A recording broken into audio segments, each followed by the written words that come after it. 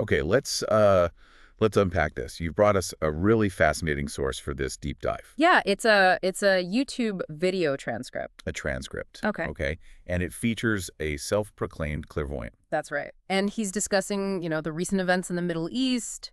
Very intense stuff. And making some pretty striking predictions about what he thinks comes next. Exactly. So our mission here really is to dig into this specific source, the claims made, the details, the future he sees. Strictly based on what's in the transcript itself. Precisely. We're sticking just to his words, his vision as presented there. And this is where it gets really interesting, right? Because the speaker claims he actually predicted the recent Israeli attack on Iran. Yeah, not just a vague feeling, but specifics. He mentions things like the timing, the method used. And he sees this event not as the end, but as, the start of something much bigger. Right, like the fuse being lit. He spends quite a bit of time in the source laying out why he believes his prediction was accurate. Kind of setting the stage, foundational to the rest. Exactly. It's presented as, key to understanding everything else he predicts will follow. Okay, got it. So let's start there then.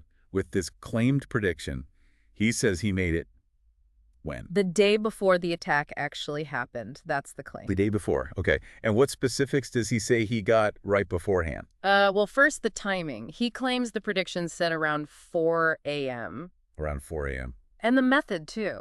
Attack by combat aircraft. He used a pretty dramatic phrase for that, didn't he? He did. Squadrons of death. That's the quote from the source. Right.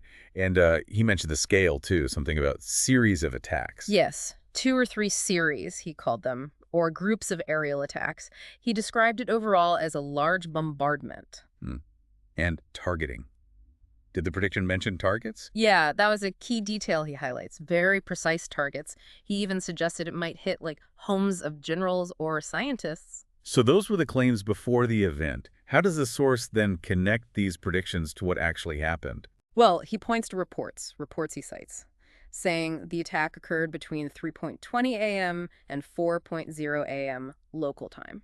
Which fits his around 4 a.m. prediction quite closely. Exactly. He sees that as confirmation within a narrow window. And the precise targeting. He also points to media reports that, in his telling, confirmed missiles hit targets precisely. So for him, this match between the predicted details and the reported event is proof. It's presented as strong evidence of his clairvoyant ability, at least in this specific instance. Yeah, it's certainly a detailed comparison he lays out.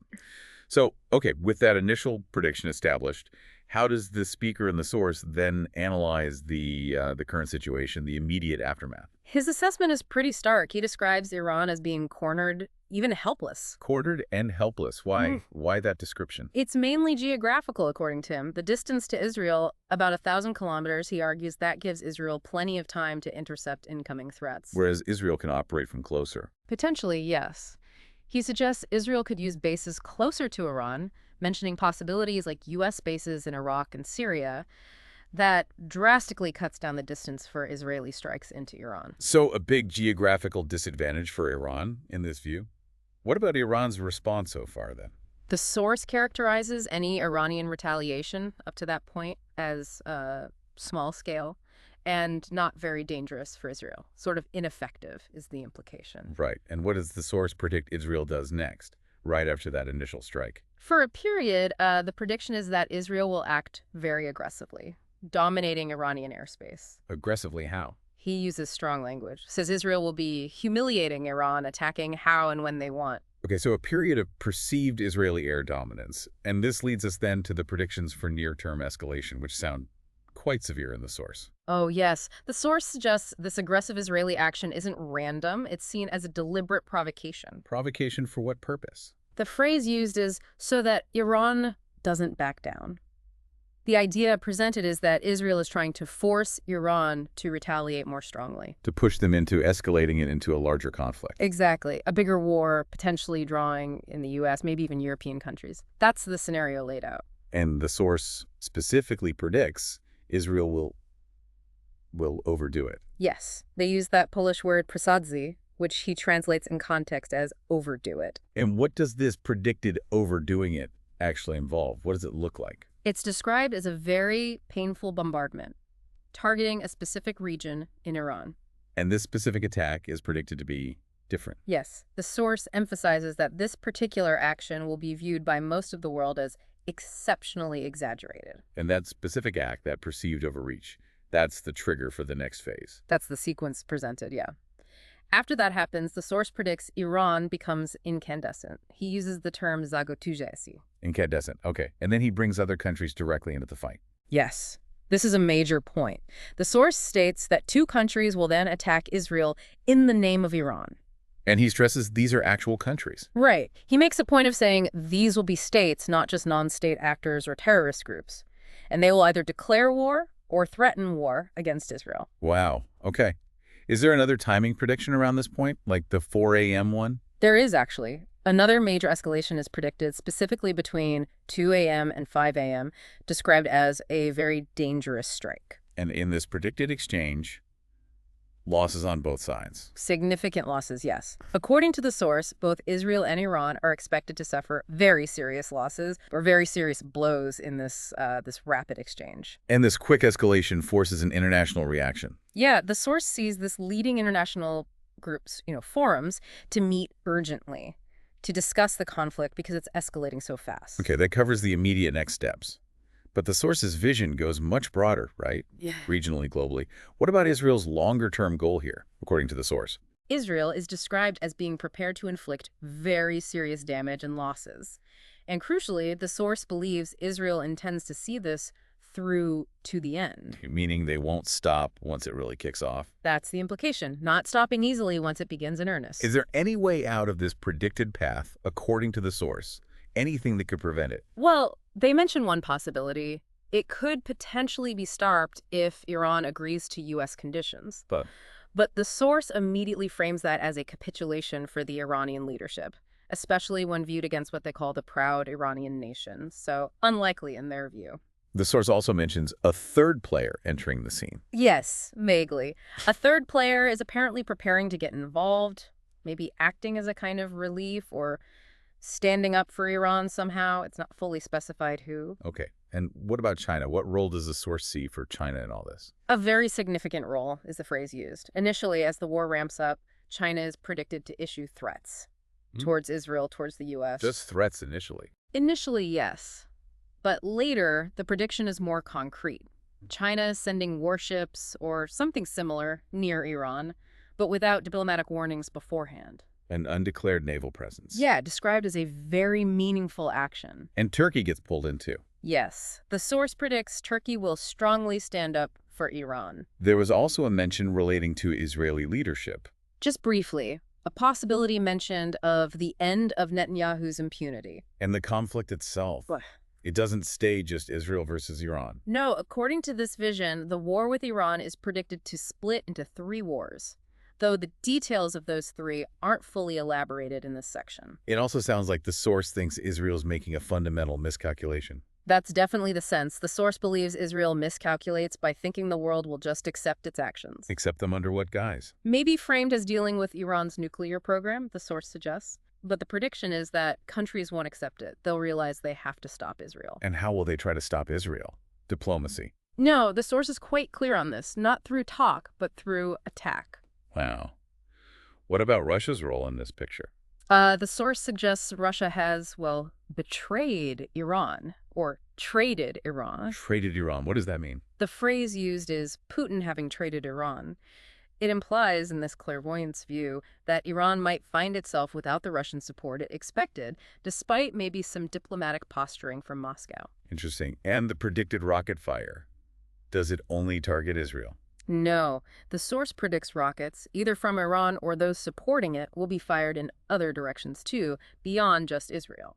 And going back to Iran needing help, is there hope for that? Yes. The source mentions a hope, maybe their own hope or a perceived hope, that 2 countries will step in quickly to support Iran. Why quickly? Because Iran, in this view, cannot carry this attack alone. This connects back to that earlier prediction about Israel being attacked from 2 other sides or from other 2 countries. That's a really dense, interconnected web of geopolitical predictions he's laying out. It really is. And it doesn't stop at the regional level. The source explicitly links this conflict to a world war. Directly. Says it leads to World War III. Yes. The quote is essentially that what's happening in the Middle East opens the Third World War. Opens it.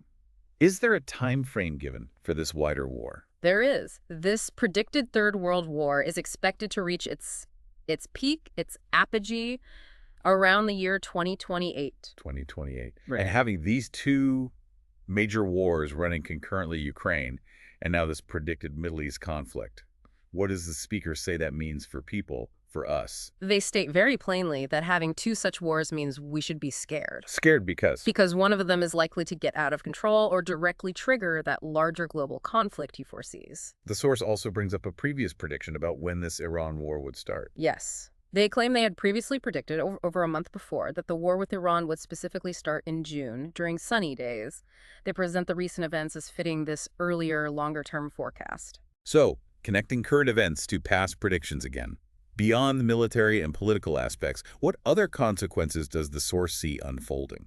Well, widespread panic among ordinary people, similar, they say, to what happened at the start of the war in Ukraine.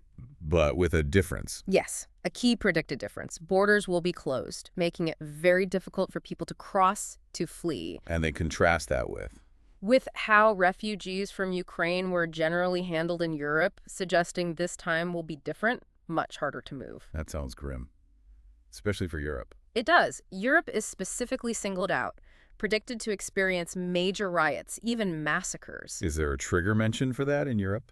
It's predicted to start during a holiday in one particular, though unnamed, country. The source also had a name for this current year.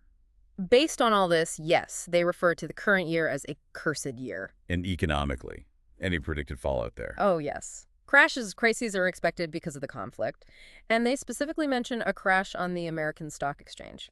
Okay. And finally, how does the source predict politicians will react as this situation escalates? It's a two-stage thing, according to the source. Initially, politicians will urge calm, tell people not to worry.